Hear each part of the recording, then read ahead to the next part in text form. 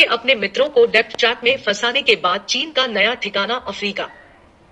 हाल ही में पहले चीन हॉर्न ऑफ अफ्रीका शांति, शासन और विकास सम्मेलन चीन horn of Africa peace, governance and development conference का आयोजन किया गया। यह पहली बार है जब चीन का लक्ष्य सुरक्षा के क्षेत्र में अपनी भूमिका निभाना है। इथियोपिया में आयोजित सम्मेलन में हॉर्न के निम्नलिखित देशों Kenya, Djibouti, Ethiopia, Sudan, Somalia, दक्षिण सूडान और युगांडा के विदेश मंत्रालयों की भागीदारी देखी गई। Horn of Africa. Horn of Africa पूर्वोत्तर अफ्रीका में एक प्रायद्वीप है। अफ्रीकी मुख्य भूमि के पूर्वी भाग में स्थित यह विश्व का चौथा सबसे बड़ा प्रायद्वीप है। यह लाल सागर की दक्षिणी सीमा के साथ स्थित है तथा गार्डाफुई चैनल, अदन की खाड़ी और हिंद महासागर में सैकड़ों किलोमीटर तक फैला हुआ है। अफ्रीका का हॉर्न क्षेत्र भूमध्य रेखा और कर्क रेखा से समान दूरी पर है। हॉर्न में इथियोपियाई पठार, ओगाडेन रेगिस्तान, इरिट्रिया और सोमालियाई तटों के ऊंचे इलाकों के जैव विविधता वाले क्षेत्र शामिल है। अफ्रीका का हॉर्न क्षेत्र जिबूती, इरिट्रिया, इथियोपिया और सोमालिया के देशों वाले क्षेत्र को दर्शाता है। इस क्षेत्र ने साम्राज्यवाद, नवोपनिवेशवाद, शीत युद्ध, जातीय संघर्ष, अंतरफ्रीकी संघर्ष, गरीबी, बीमारी, अकाल आदि का अनुभव किया है। चीन की हालिया परियोजनाएं।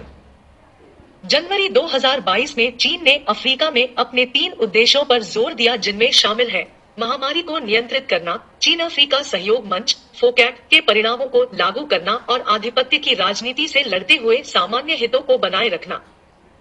वर्ष 2021 फोरम में हॉर्न के पूरे क्षेत्र ने भाग लिया, जिसमें 4 प्रस्तावों को अपनाया गया। डकार एक्शन प्लान। दोनों पक्ष चीन और अफ्रीका के बीच संबंधों के विकास की सराहना करते हुए मानते हैं कि फोरम ने अपनी स्थापना के बाद से पिछले 21 वर्षों में चीन एवं अफ्रीका के बीच संबंधों के विकास को दृढ़ता से बढ़ावा दिया है तथा अफ्रीका के साथ अंतर्राष्ट्रीय सहयोग के लिए एक महत्वपूर्ण मानक को स्थापित किया है। चीन अफ्रीका कोऑपरेशन विजन 2035।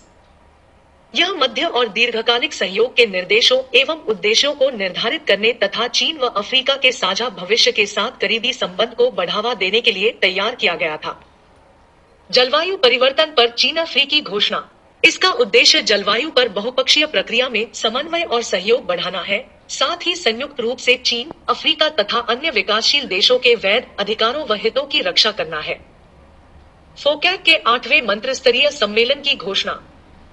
थीम के तहत चीन अफ्रीका साझेदारी को मजबूत करना और नए युग में एक साझा भविष्य के साथ चीन अफ्रीका समुदाय के निर्माण के लिए सतत विकास को बढ़ावा देना, साथ ही फोकैक के विकास एवं चीन अफ्रीका व्यापक रणनीतिक व सहकारी साझेदारी को सुदृढ़ करने के लिए प्रतिबद्धता है।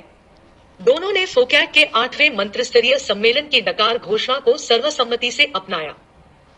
फोकैक हॉर्न के ढांचागत और सामाजिक विकास में चीन की भूमिका को बढ़ावा देता है। कोविड-19 महामारी के दौरान चीन ने इथियोपिया और युगांडा को 3 लाख से अधिक टीके तथा केन्या एवं सोमालिया को 2 लाख टीके दान किए। चीन की वैक्सीन डिप्लोमेसी से सूडान व इरिट्रिया को भी फायदा हुआ है। क्षेत्र में चीन के प्राथमिक हित। अवसंरचना। अदीस अबाबा में चीन की एक ऐतिहासिक परियोजना द्वारा 200 मिलियन अमेरिकी डॉलर की मदद से अफ्रीकी संघ मुख्यालय को पूर्ण रूप से वित्तपोषित किया गया। चीन ने केन्या में मोम्बासा नैरोबी रेल लिंक में भी निवेश किया है। इसके अलावा पहले ही सूडान में रेलवे परियोजनाओं पर काम कर चुका है। इथियोपिया में इसका एक व्यवहार्य सैन्य हार्डवेयर बाजार भी है और इसने सोमालिया में अस्पतालों, सड़कों, स्कूलों एवं स्टेडियमों सहित 80 से अधिक ढांचागत परियोजनाओं का निर्माण किया है।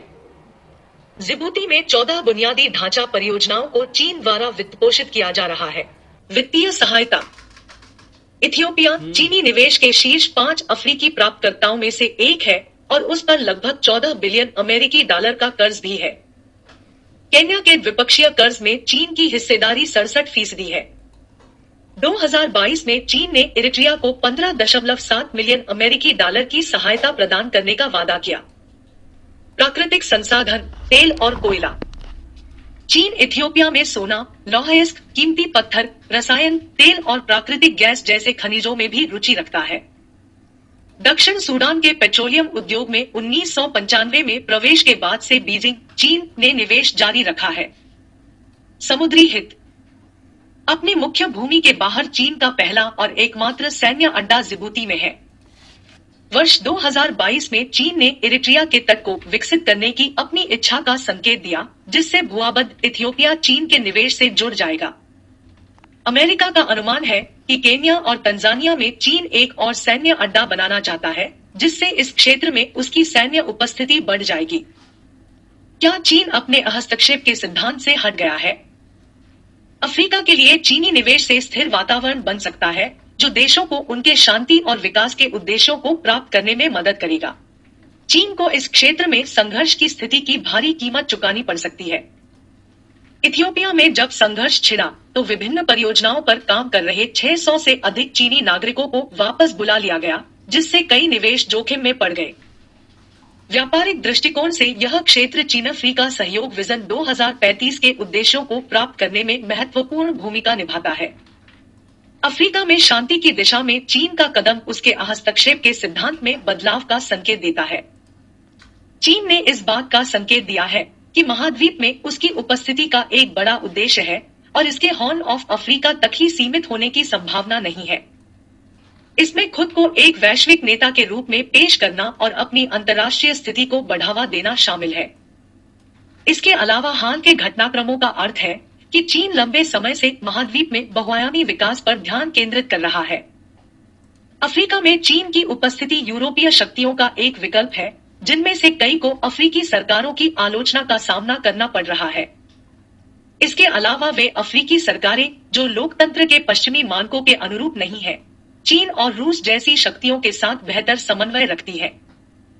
भारत के लिए हॉर्न ऑफ अफ्रीका का महत्व।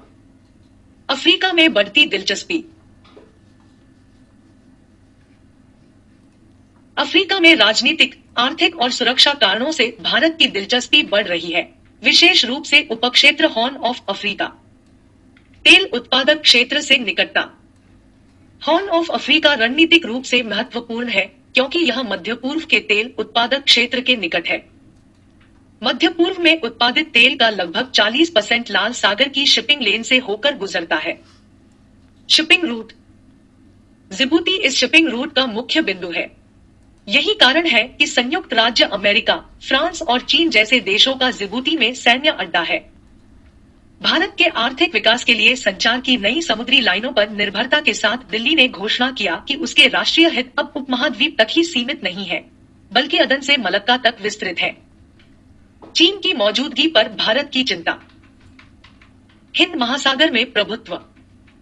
हिंद महासागर के उत्तर पश्चिमी किनारे पर स्थित जिबूती चीन के स्ट्रिंग ऑफ पर्ल्स में से एक बन सकता है एवं बांग्लादेश, म्यांमार और श्रीलंका सहित भारत के सैन्य गठजोड़ व संपत्ति के लिए एक खतरा बन सकता है।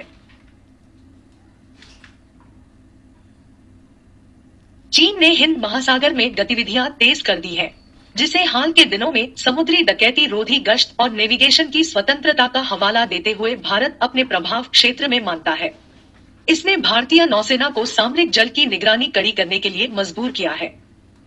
चीन की महत्वपूर्ण नौवहन मार्गों पर नियंत्रण करने की इच्छा।